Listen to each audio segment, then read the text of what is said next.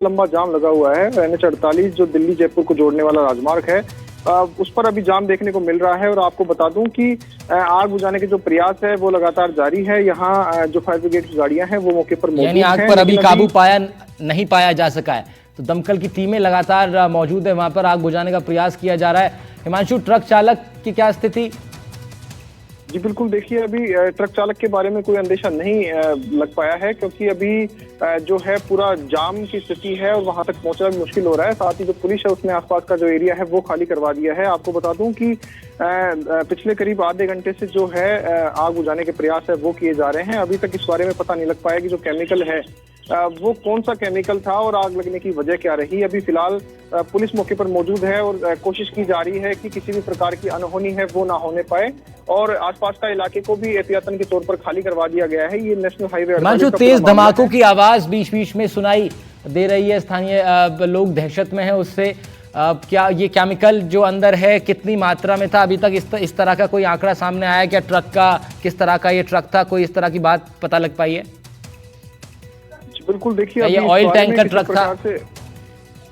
इस बारे में अभी किसी भी प्रकार की जो अपडेट है वो सामने नहीं आ पाई है। हालांकि जो प्रत्यक्षदर्शी है, जो वहां जो मौजूद लोग थे जब आग लगी थी, तो उन्होंने बताया कि जो ट्रक है उसमें तेज आवाजें आ रही थी और लगातार जो आग है वो चंद मिनटों में ही उसने पूरे ट्रक को अपनी चपेट में ले लिया। बताया जा रहा है कि जो ट्रक है वो चंद मिनटों के अंदर ही पूरी तरीके से खाक हो गया था।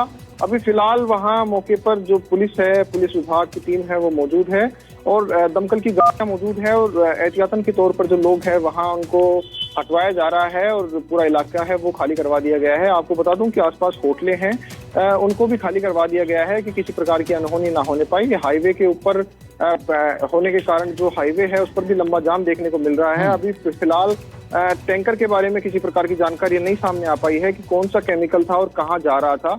अभी कुछ देर में ही जो पूरा आग पर काबू पा लिया जाएगा, उसके बाद जो पूरा अपडेट है वो सामने आ पाएगा। ठीक है हिमांशु, दोबारा जुड़ेंगे हम आपके साथ, इस पूरी स्थिति की अपडेट के साथ जुड़ेंगे आपके। फिलहाल शुक्रिया आपका तमाम जानकारी के लिए। आगे बढ़ हादसे में एक दंपत्ति सहित 2 बच्चों की मौत हो गई। गाड़ी ने असंतुलित होकर बाइक में टक्कर मार दी। हादसे के बाद बाइक में आग लग गई। लोहासा के पास ये हादसा हुआ है। गुस्साए ग्रामीणों ने बाद में गाड़ी में भी आग लगा दी। आपको बता दें, भरतपुर के नदबई जनुथर मार्ग पर एक भीषण सड़क हादसे में दंपत्ति सहित 2 बच्चों की मौत हो गई। यानी पूरे परिवार की मृत्यु हो जाने की आशंका भी जताई जा रही है। इनका संबंध आगे जांच में पता पड़ेंगे, लेकिन फिलहाल ये बताया जा रहा है एक दंपत्ति और 2 बच्चे, इन चारों की मृत्यु हो गई है। ललितेश कुशवाहा हमारे संवाददाता जुड़ रहे हैं हमारे साथ, उनसे ले लेते हैं पूरी जानकारी इस बेहद ही दुखद और बड़े हादसे पर। ललितेश, क्या अपडेट है आपके पास? क्या एक ही परिवार के ये चारों लोग थे, एक दंपत्ति और दोनों बच्चे इन्हीं के साथ थे, इन्हीं के थे? बिल्कुल राहुल, देखिए ये एक दर्दनाक हादसा है और एक ही परिवार के 4 लोगों की मौत, यानी पूरा परिवार खत्म हो गया है। ये जनुतर नदबई मार्ग का घटना है और यहाँ लोहासा गांव, उसके पास में थार अनियंत्रित हुई थी और उसके बाद में जो बाइक सवार थे उनमें टक्कर मार दी थी। दंपत्ति थे, उनके छोटे छोटे बच्चे थे।